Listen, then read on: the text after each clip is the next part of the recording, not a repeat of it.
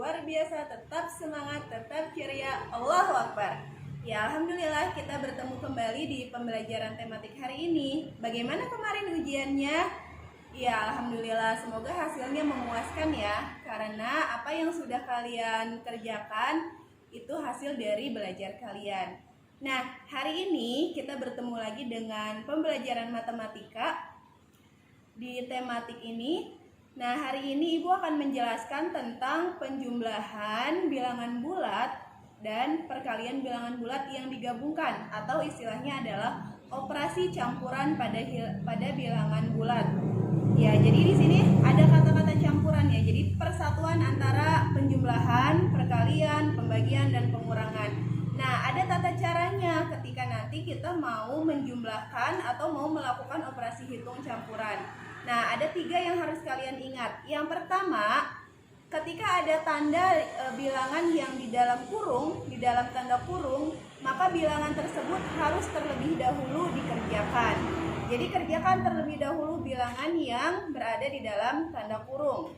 Kemudian yang kedua yang harus kalian ingat adalah ketika ada perkalian, kemudian penjumlahan, maka yang harus terlebih dahulu dikerjakan adalah perkalian. Karena perkalian dan pembagian itu tingkatannya lebih tinggi dibandingkan dengan penjumlahan dan pengurangan.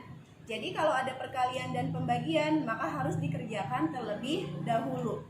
Dan yang ketiga, kalau semuanya sejajar tingkatannya atau semuanya sama tingkatannya, semuanya perkalian atau semuanya pembagian, semuanya penjumlahan, maka kerjakan berurutan dari sebelah kiri. Jadi berurutan dikerjakan dari sebelah kiri sampai sebelah kanan. Itu yang harus kalian ingat, 3 hal itu untuk melakukan operasi hitung campuran bilangan bulat. Nah, sekarang kita coba contohnya ya. Kita masukkan yang 3 hal tadi ke dalam contoh soal. Di sini ada soal 64 dibagi dalam kurung 12 dikurangi 4 kemudian dikalikan 5.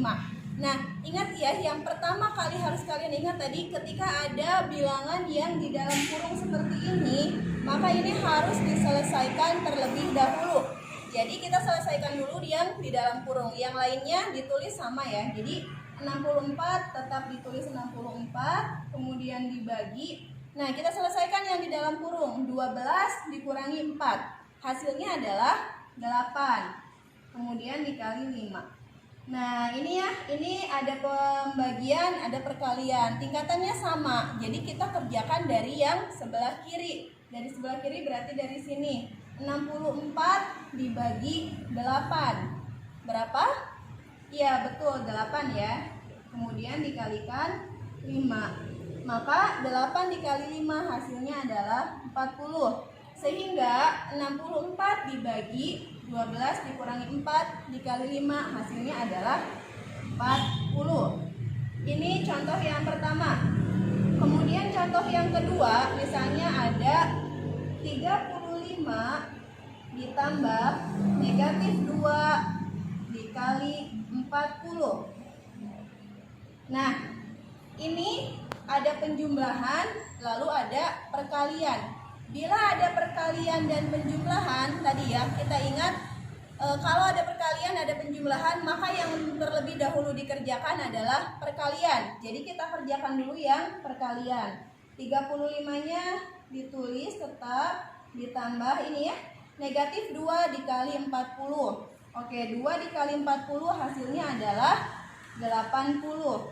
Tapi karena di sini perkalian ada tanda negatif, ingat ya, ketika bilangan ini tandanya berbeda, yang satu negatif, yang satu positif, maka hasilnya adalah negatif. Jadi 35 ditambah negatif 80. Nah, ini tinggal penjumlahan. Di sini kita bertemu lagi dengan bilangan negatif, sehingga bisa kita tuliskan seperti ini. 35 dikurangi 80. Oke, 80 selisih 35 dan 80 adalah 45. Di sini yang besar, bilangan yang lebih besarnya adalah 80. 80 ini tandanya adalah negatif. Sehingga 45 pun nanti hasilnya tandanya adalah negatif. Jadi 35 ditambah negatif 2 dikali 40 hasilnya adalah negatif 45. Ya, dari dua contoh ini semoga bisa dipahami. Selamat mengerjakan latihan, dan bila ada yang tidak dipahami bisa bertanya ke Ibu melalui WhatsApp dan video call atau yang lainnya. Terima kasih, tetap semangat. Assalamualaikum warahmatullahi wabarakatuh.